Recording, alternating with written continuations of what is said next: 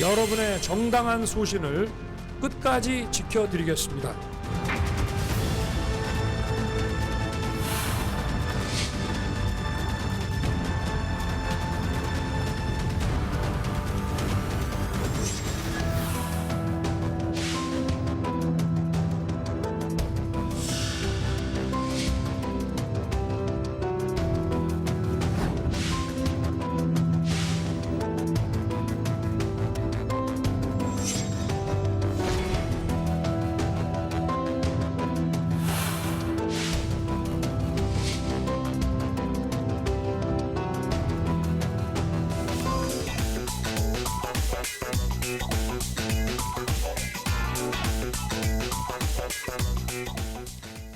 설마 했던 윤석열 사단 속간에기는 현실이 됐습니다. 검찰 수뇌부 인사를 둘러싼 배경과 뒷이야기 다시 살펴보겠습니다.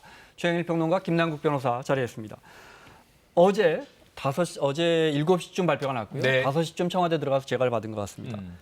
오전에 도대체 무슨 일이 있었습니까? 네, 그러니까 그게 또 설전으로 법무부와 검찰 간의 진실 공방이 벌어졌어요. 깜짝 놀랐습니다. 이 입장 발표들은 밤에 나왔지만 네. 그러니까 7시 반에 인사 발표가 났습니다. 그래서 뭐 수요일에 대학살 이런 보도들이 오늘 되고 있는데 네. 자, 그런데 이제 5시에 대통령 재가를 받았다는 거죠. 우리가 알다시피 자, 검찰총장의 의견을 들어서 법무부 장관이 제청하고 대통령이 이제 재가함으로써 임명이 가능한 겁니다. 그 인사 발표가 어제 저녁 네, 시간대별로 밤에 난 거고요. 네. 시간대별로 보시면 오전 11시에 네. 이 법무부의 검찰인사위원회가 열리는데 네. 그 30분 전에 10시 반에 검찰총장 들어오시오. 이 인사에 대한 의견 들읍시다라는 네. 내용이 나왔다는 거죠. 검찰이 입장문을 냈습니다. 근데 법무부는 1시간 전에 통보했다. 네. 그러니까 9시 반에 통보해서 10시 반까지 들어오라고 했다. 네. 이게 문제냐? 그런데 그 이후에 더 큰 이제 사안들이 터지는 것이 법무부에서는 검찰총장의 인사안을 가지고 오라고 네. 요청을 했다. 자, 그런데 이제 검찰 입장은 이런 거예요. 인사위원회 30분 전에 총장을 들어오라고 했으면 이미 다 법무부 안을 잡아놓고 요식행위로 검찰총장의 의견을 듣는 신용만 하려고 했던 거 아니냐. 네. 우린 요식행위라고 판단해서 가지 않았다. 네. 그런데 어쨌든 가지 않은 것은 또 검찰의 판단입니다. 네. 여기에 이건 이제 대한 오후 상황입니다. 공방이 네. 벌어지고 있는 거죠. 그리고 그러니까 이제 중요한 거는 자, 검찰총장 들어와서 의견 내세요 하니까 검찰에서는 아니 30분 전에 검찰총장을 부르는 게 어딨냐. 우리는 지금 명단도 못 받았다. 이렇게 그렇죠. 되는 거고. 그러면서 검찰이 주장하는 게 제3의 장소로 인사안 갖고 와서 우리도 좀 봅시다. 이건 어떻게 보십니까? 네, 이 점에서 좀 몇 가지 문제가 있다고 생각이 드는데요. 검찰청법에 보게 되면 네. 의견을 청취하도록 되어 있는데 구체적인 방법과 관련되어서는 나와 있지가 않습니다. 그러나 법무부가 인사권을 가지고 있고 대통령이 인사권을 가지고 있기 때문에 네. 사실상 검찰에서 요구를 하고 있는 구체적인 안을 가지고 와야지 거기에 대해서 의견을 주겠다라고 하는 것은 우리가 만들어가지고 법무부가 만들어가지고 가면 검찰청이 마치 재가를 하는 것처럼 되기 때문에 네. 그러한 어떤 대검의 요구 자체가 좀 적절하지 않다라고 보이고요. 검찰청은 법무부의 외청이죠. 외청에 불과한 네. 거죠. 그러니까 당연히 아래 법무부에서 기관입니다. 네. 이야기를 하면 검찰에서 이야기를 하면 법무부가 그 의견을 듣고 하는 건데 오히려 인사안을 만들어가지고 거꾸로 대검에 보고하라는 식으로 이야기가 돼버리니까 네. 그거 자체가 엉뚱하고요. 그다음에 형식도 조금 부적절하다고 생각이 듭니다. 추미애 장관이 6시간 일정을 시간을 비워가지고 법무부로 들어오라, 법무부로 와서 이야기하라라고 했는데 대검에서 오히려 제3의 장소로 와서 만나자라고 이야기를 하는 것은 외청이 아니라 물론 이제 제 추측이지만 네. 대검은 내가 외청이 아니고 법무부와 대등한 지위에 있다라고 약간 착각을 하는 것은 아닌지 그것을 좀 꼬집을 수밖에 없을 것 같습니다. 알겠습니다. 앞서 잠깐 봤지만 다른 부분 들어보겠습니다. 오늘 법사위에 출석한 추미애 장관에게 야당 의원들이 역시 앞서 잠깐 들으신 것처럼 왜 검찰총장의 의견을 듣지 않았느냐라는 부분 더 자세히 추미애 장관의 입장 들어보겠습니다. 당시에 검사장급 이상 인사안을 확정시키고 난 뒤에 통보를 하겠다는 것에 불과한 거 아닙니까? 30분 전에 오라고 한 것은. 그 전날도 의견을 내라고 한 바가 있고요. 또 1시간 이상의 전화 통화를 통해서 의견을 내라고 한 바 있습니다. 그리고 제가 인사위원회 이후에도 얼마든지 의견 개진이 가능하다고 모든 일정을 취소한 채로 무려 6시간을 기다렸습니다. 그러나 검찰총장은 제3의 장소에서 인사의 구체적 안을 가지고 오라라고 법령에도 있을 수가 없고 관례에도 없는 그런 요구를 했습니다. 있을 수가 없지 않습니까, 의원님? 자, 그러면서 앞서 들으셨지만 윤석열 총장이 검찰총장이 4명을 거역했다라고 것이다. 분명하게 이야기했습니다. 자, 인사가 났고 분명하게 윤석열 사단이 교체가 됐어요. 좀 네. 명단을 좀 볼까요? 네네. 뭐 몇 명만 적당히 교체한 예. 게 아니고 모두. 분명하게 뚜렷하게 뭐 교체했습니다. 네. 잘 보시면 저는 적어도 윤석열 검찰총장의 핵심 측근으로 분류된 게 3명입니다. 배성범 네. 전 서울중앙지검장이 됐죠. 그렇습니다. 네. 한동훈 반부패 강력부장, 네. 그리고 박찬호 공공수사부장. 네. 이 3명 중에 1명이라도 교체가 되거나 이제 인사에서 건드린다면 윤석열 사단은 어쨌든 그 교체되는 것이다. 이렇게 네. 전망을 했는데 3명이 모두 바뀌었어요. 이게 네. 깜짝 놀랄 일입니다. 그래서 뭐 윤석열 사단 전부 제거 이런 이제 보도가 나오는 것이 저 대목 때문인데 사실은 보시면 박찬호 이제 전 이 공공수사부장은 제주지검장으로 내려갔고요. 이 좌천성 인사다. 또 한동훈 이제 반부패 강력부장은 부산고검 차장검사로 내려가서 네. 다 지방으로 좌천이 되는 모습이었죠. 그런데 여기서 배상범 이 서울중앙지검장은 법무연수원장으로 갔는데 이건 승진입니다. 네. 그래서 저 모두 지검장이 좌천이라고 표현하는 것도 조금은 어폐는 있습니다. 승진이지만 중앙지검은 검사가 뭐 200명이 넘는 예. 거대한 조직의 현역에서 장이 떠나서 교육기관으로 간 흔히 거죠. 연수원장으로 가면 뭐 직급은 높아졌더라도 네, 좋은 자리로 간 자천성 영전이라 그러죠. 특이한 표현입니다. 네. 네. 새로 들어온 사람들 명단을 좀 볼까요? 네. 이 중에 김남근 변호사가 좀 우리가 일단 중앙지검장으로 네, 아무래도 이성윤. 핵심은 서울중앙지검장일 수밖에 없죠. 네. 이 대검의 중수부가 사라진 상황이기 때문에 굉장히 중요한 사건들은 대부분 서울중앙지검의 특수부에서 하고 있기 때문에 이 서울중앙지검장이 누가 될 것이냐라고 네. 했는데 이성윤 검찰국장이 됐습니다. 경희대 문재인 대통령 같은 경희대 네. 출신의 온건한 어떤 그런 인품이다라고 이야기를 하고 있고요. 네. 그 다음에 조남관 법무부 검찰국장이 신임으로 임명이 됐는데요. 여기는 저 처음으로 검찰 출신 말고 변호사나 판사 출신 온다는 말도 있었는데. 맞아요. 네, 처음에 그런 이야기가 있었는데 그거는 좀 안 된 것 같고요. 검찰을 관할하는 국장입니까? 그럼? 네, 그래도 네. 검찰을 잘 알아야 되고 현직에 있는 사람이 와야 되는 게 맞다라고 해가지고 현 서울 동부지검장이 갔습니다. 아마 여기서 많은 시청자분들께서 서울 동부지검 그거 청와대를 직접 타겟팅해가지고 직권남용 유재수 씨 사건 네. 수사했던 곳 아니야?라고 이렇게 보실 수가 있는데요. 이유가 있었습니다. 이 부장 그 사건을 직접 담당했다라고 하는 부장 검사와 차장 검사는 이 조국 전 장관에 대해서 약간 무리한 수사를 밀어붙였다라고 하고 있고요.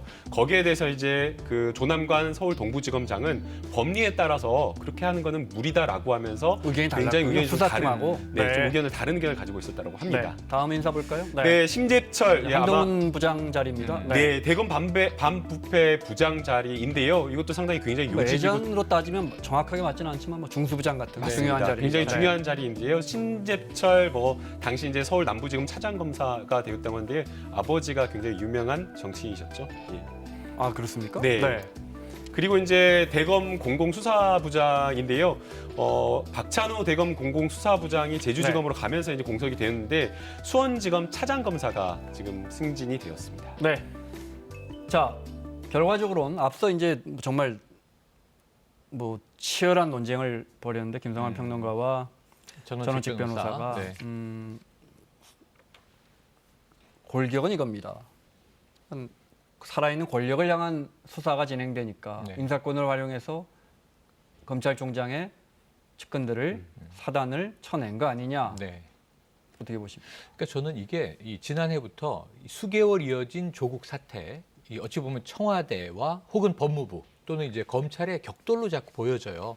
뭐 정부와 네. 검찰이 싸우고 있다. 근데 아까 명확하게는 정부의 일개 기관이 검찰입니다. 검찰이 수사 독립성은 중요한데 검찰 조직이 독립되어 있는 건 아니잖아요. 그럼 분명히 이제 이 시스템 하에 있는데 네. 왜 이렇게 자꾸 격돌을 일으킬까?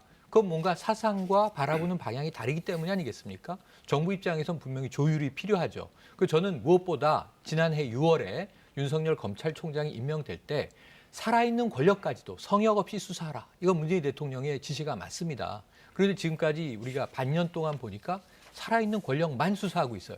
다른 것도 수사해야 되잖아요. 그래서 이게 저는 문제의 네. 어떤 아니, 살아있는 권력을 네. 수사하는 건 아무 문제가 없습니다. 살아있는 권력까지도 수사하는 그걸 거죠. 원칙에 맞춰 수사하느냐 네. 또는 지나치게 먼지털이식으로 수사하느냐 문제지 그렇죠. 살아있는 권력은 네. 수사해야 합니다. 문제가 있습니다. 거기서 네. 문제가 있었는데 제일 핵심 관건이 뭐냐면 오늘도 청와대 고위 관계자가 기자들하고 공개적으로 이야기를 전했는데 윤석열 총장의 사표까지 받을 거냐, 윤석열 총장의 거취 문제 청와대는 압박하는 거냐. 근데 청와대 입장에서는 윤 총장의 거취는 전혀 고려 사항이 아니다. 네. 직무를 제대로 잘 수행해 주기를 기대하고 임기가 있다. 보장돼 있어서 청와대가 내려가라고 한다 해서 내려갈 자리도 그러니까 아닙니다. 이게 지난 네. 정권에서 벌어졌던 초기에 국가기관 대선 개입 사건 때 최동욱 검찰총장을 네. 혼외자 문제로 밀어낸 것과는 양상이 지금 다르다. 그래서 인사권 자체가 청와대의 고유 네. 권한인데 그걸 행사한 것이기 때문에 우리 성향은 좀 봐야 되죠. 아까 저는 이성범 이 신임 서울중앙지검장과 조남관 이 신임 검찰국장은 네. 참여정부 시절에 청와대에서 일했던 경력을 가지고 있어요. 그러니까 문재인 대통령과 함께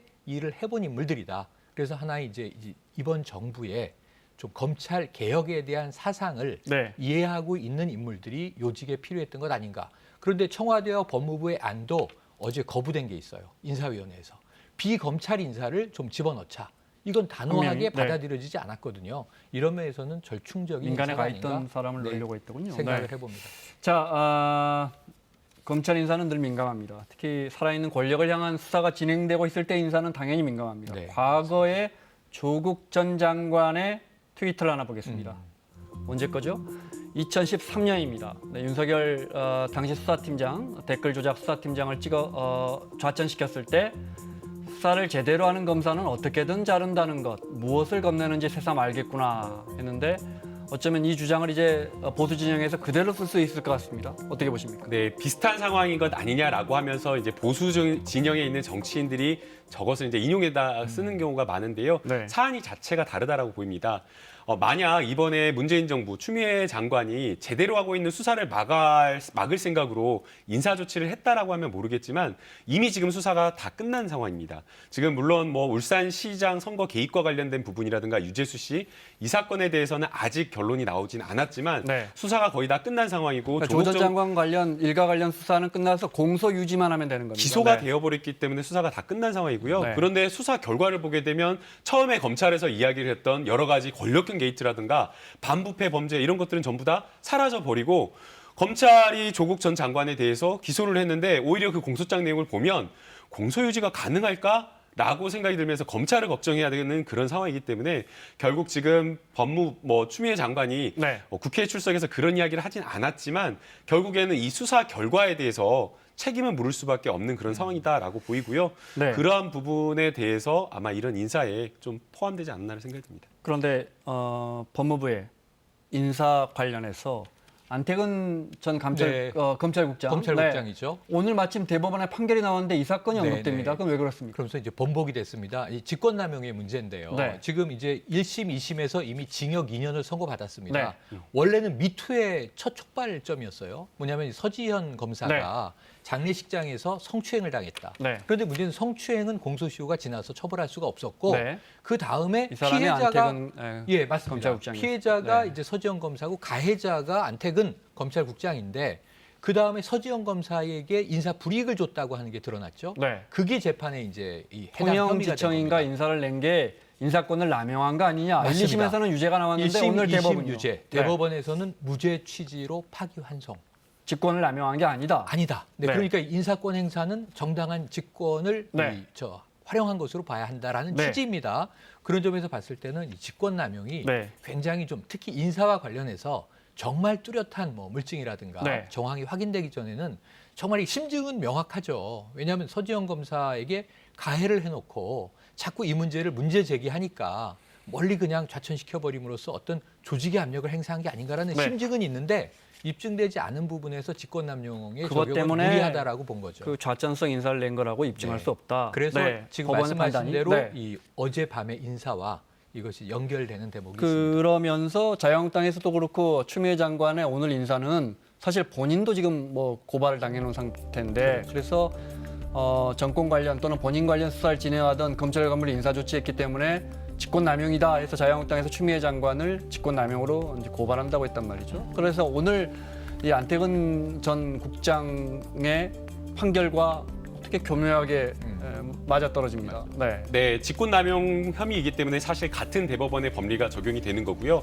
가장 이제 직권남용에서 구속요건에 해당되는 여부를 판단하는 그 기준은 네. 법령 위반이 있는지 여부입니다. 그러니까 법령 위반을 해가지고 무엇인가 의무 없는 일을 강요했다. 그러면 직권남용이 되는 거거든요. 네. 그래서 추미애 장관 같은 경우에는 자유한국당 의원들이 지적하는 게 왜 검찰총장의 의견을 듣지 않았느냐라는 부분을 이제 걸고 넘어지는 것 같아요. 그러나 지금 추미애 장관이 이야기를 하는 것은 오히려 내가 그렇게 의견을 여러 번 달라고 했는데 검찰총장이 의견을 주지 않았다라고 하면서 항명식이다.